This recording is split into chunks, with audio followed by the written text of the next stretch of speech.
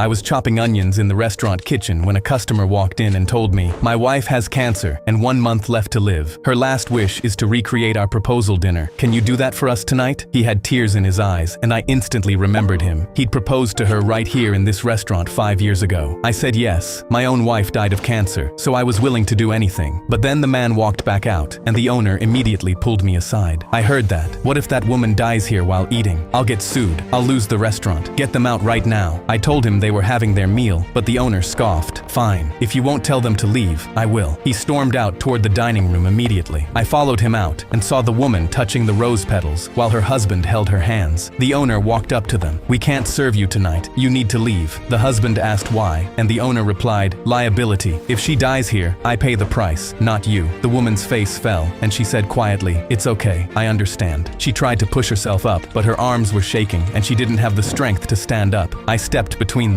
"They're not leaving." The owner's face twisted instantly, and he told me, "Just because your own wife died of cancer doesn't mean you need to be their knight in shining armor. Now get back in the kitchen or you're fired." He said it loud enough for everyone to hear. I was in disbelief and stepped toward him. "I have 3 Michelin stars to my name. You own a building. They're staying, or I walk and your restaurant goes out of business. You wouldn't dare." I started taking off my apron. Okay, fine. They can stay." The owner stormed back to his office. I turned back to the couple, and the woman was crying. The husband shook my hand. "I'm sorry about your wife." I went back to cook their proposal meal. The owner's face was red, but he couldn't do anything. I brought out the food personally, and when the woman finished eating, her husband cried, "This is the most she's eaten in weeks." After they walked out, I took off my apron and threw it at the owner. "Nobody talks about my wife like that." I quit. I walked home, and weeks later, a letter arrived in my mailbox. "I went to the restaurant to give you this, but it was closed down for some reason. So I found your address. My wife passed last night. Her last words were about the proposal recreation. Thank you for everything. I'm sure both our wives are waiting for us somewhere